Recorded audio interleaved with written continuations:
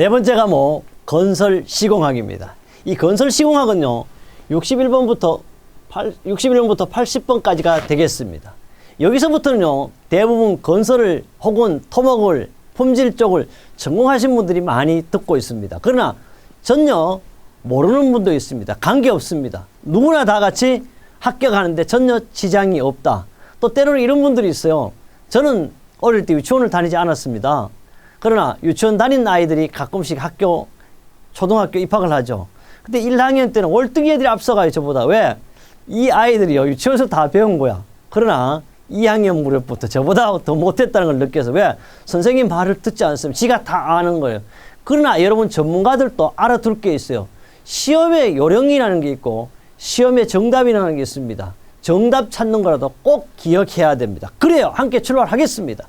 벽돌을 내쌓기 할 때 일반적으로 이용되는 벽돌 쌓기 방법, 이거는 볼 게 없죠. 바로 벽돌을 내쌓기는 항상 마구리 쌓기를 기본으로 하죠. 내쌓기 정도는 켜당 8분의 1 또는 2켜당 4분의 1 또는 4mm 정도는 2비로 하는데 내쌓기는 통상 어떻게 마구리 쌓기를 하는 이유가 있다. 왜 하냐 그랬더니 강도예요. 우리는 무너지지 않기 위해서 강도가 해야 되죠. 강도상 유리하면 맨 위 켜는 2켜 내쌓기를 한다. 중요한 건 뭐다? 벽돌을 쌓기 할 때 일반적으로 내쌓기 할 때 일반적으로 벽돌 쌓기 방법은 뭐다? 마구리 쌓기라는 걸 꼭 기억합니다. 62번째는요. 어떤 문제냐 보니까 조적 공사할 때 백하 현상입니다. 조적은 벽돌이나 돌이라는 쌓아 올라가는 걸 쌓을 적자죠. 조적인데 백하는요. 벽에 말 그대로 하얀색 침전물이 흘러나오는 걸 백하라 그래. 그럼 이거는요. 사실 건조하게 해야 되는 거죠. 방지 대책은 옳지 않는 틀리는 것이 뭐냐고 보겠습니다. 석회를 혼합한 줄로 벌써 석회를 혼합한 줄로 몰타를 쓰면 어떻게 습기를 부여하겠다 그런 거예요. 그러면 더 하겠다 이 말이에요. 답이 1번 나왔어요 벌써. 둘째, 흡수율이 낮은 벽돌을 써야 되죠. 왜? 습기가 없는 걸 씁니다. 셋째, 쌓기용 모르타르나 파라핀 도료와 같은 혼화제를 사용해서 역시 백화를 방지합니다. 세 번째는요. 돌림 때 차양등을 설치하여 말 그대로 빗물이나 벽체에 습기가 직접 흘러내리지 않게 하는 것이 바로 백화 현상의 방지 대책입니다. 그 외로요. 잘 구워진 벽돌, 말 그대로 소성이 됐다. 소성은 어떻게 굽는 걸 소성이라고 하죠. 이런 걸 사용한다든지 줄눈의 방수설의 철저히 예방이 중요하고요. 조립률이 알아둬서 요 말 잘 알아요. 조립률이 큰 모래, 분말도가 작은 게 아니고 큰 시멘트를 쓰는 것이 많이 백화를 방지할 수 있다. 차양, 물바지에 이렇게 루버, 돌림띠, 비마기를 설치하고요. 포면에 파라핀 도료나 실리콘을 뿜칠하여 습기가 침투하지 않게, 다른 말 수산화 칼슘 유출을 방지해야 돼요. 이거는 있더라도 밖으로 못 나오게 방수 처리하는 거죠. 그래서 우리 실리콘 하면 어떻게? 방수에 가장 좋은 게 실리콘이야. 접착에 가장 좋은 거 뭐다? 에폭시 이런 거. 우중 시공을 철저히 금지하자. 우중하면 안 돼. 비 오는 날 벽돌 쌓거나 돌 쌓으면 당연히 백화 현상이 발생할 확률이 높습니다. 우리 교재 4-100에 잘 만들어 두었습니다. 2017년 3월 5일 날 또 출제되었습니다. 63번입니다. 강간입니다. 강간은 뭐예요? 말 그대로 금속으로 만든 쉽게 말해서 말뚝이죠. 강간 말뚝의 특징에 해당되지 않는 것이에요.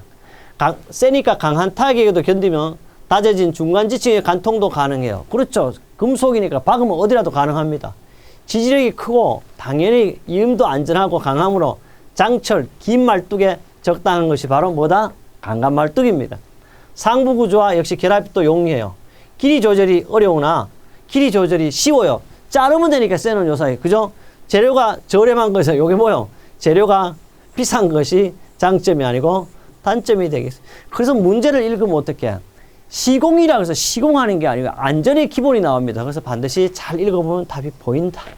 강말뚝의 특징입니다. 강간은요, 깊은 지층에 박을 수 있고, 길이 조절 용이하게가 좀 단점만 보겠습니다. 재료비가 비싸고, 금속이니까 뭐요? 녹이 쓰는 거니까 부식된다. 부식되면 좀 더 나쁘게 하면 썩는다. 이 말이죠.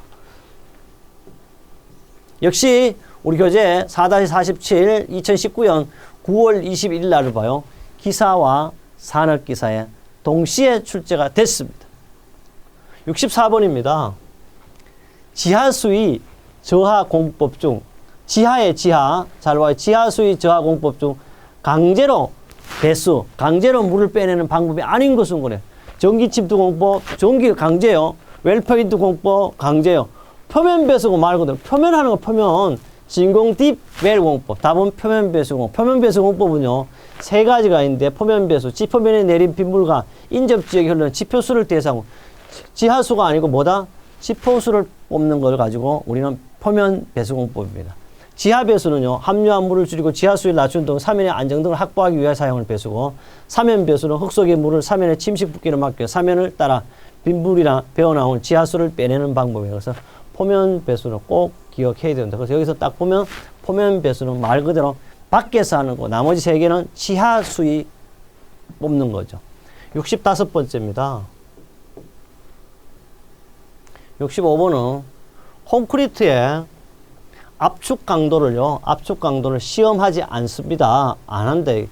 거푸집 넣으러 해체식입니다. 이제 콘크리트가 이제 우리 탓을 했는데 거푸집을 떼야 되니까 시기로 오른 것이 온도는 몇 도냐? 20도씨예요.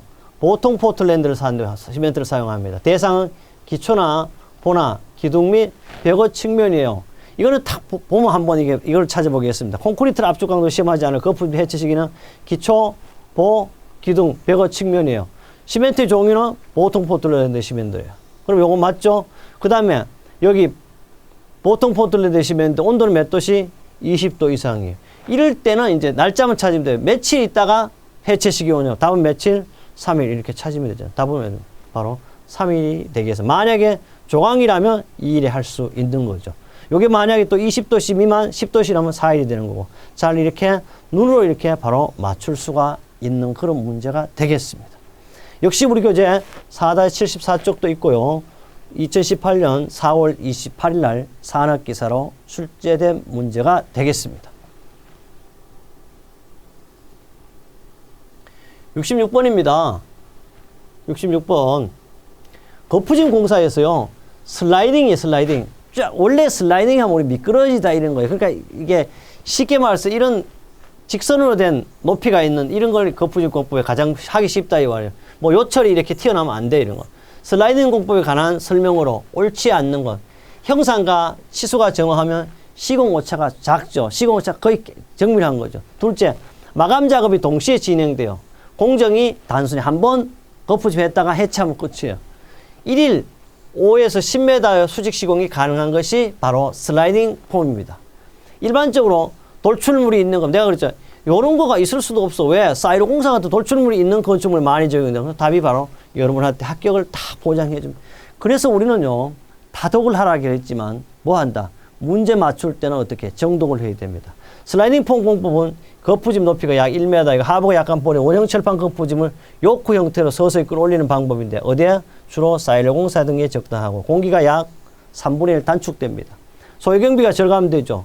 연속적으로 부어놓으면 일체성을 확보할 수 있는 것이 바로 슬라이딩 폼이 되겠고요. 이 내용은 우리 교재 73쪽에 있습니다. 2017년, 18년도 계속 출제되었던 문제가 되겠습니다. 67번 갑니다. 67번. 강구조형 강제예요. 강구조형 강제예요. 금속이라는 말이 강제 절단입니다. 잘라내고 또는 뭐 가공한대요. 가능한 사항으로 옳지 않는 것입니다. 첫째, 주요 부재 강간 절단은 주된 응력의 방향과 아변 방향으로 직각을 교차해 절단함을 원칙으로 한다거든. 여기 알아놔세요. 아변이라는 것은 롤 방향이잖아. 이 방향. 아변 방향으로 직각으로 할 수가 없어요. 계속 이렇게 어떻게 자르냐고 이렇게 못 자릅니다. 그래서 그 답이 벌써 옳지 않아 틀렸어요. 그러면 계속해서 2번을 보겠습니다. 절단할 강제에 보면 녹이나 기름, 도료가 부착되어 있을 경우 역시 경우에 제거하고 해야 되죠. 용접선은 교차 부분 또는 한 부지를 다른 부지에 접합시킬 때 불필요한 접촉을 피하기 위해 모퉁이 따기를 할 경우에는 반드시 어떻게? 10mm 이상 반드시 라운드를 해라. 라운드를 해라는 뜻이고요. 스켈랩은 용접할 때 응력을 피하기 위해서 한 부분을 파놓는 거죠. 여기 가서 해설해 보겠습니다. 스켈렛 가공은 절삭 가공기 또는 부속 장치에 달린 수동 가스 절단기를 사용하면서 맞습니다. 그래서 답은 1번이 틀렸고요. 절단할 강제품은 뭐 똑같은 얘기고 뒤에서 약간 더 해설을 보도록 하겠습니다. 봐요. 여기 스켈랩을 보겠습니다. 스켈랩이 뭐냐? 스켈랩이라는 것을 봐요. 용접 부재에 노치를 만들어주는 거. 쉽게 용접을 이렇게 두게 하면 실제 여기를 파놔가지고 노치를 막 또 이런 부분을 응력을 집중을 한 곳에만 집중을 방지하기 위해서 이렇게 파놓은 홈을 파놓는 거죠. 그래서 용적 교차에 의한 응력 집중을 방지하기 위한 방법이 스켈랩이라고 합니다.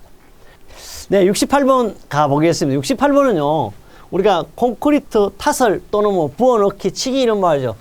콘크리트 타설에 관한 설명 옳은 것이에요. 대부분요, 틀린 것은 있는데 타설이 옳은 것입니다.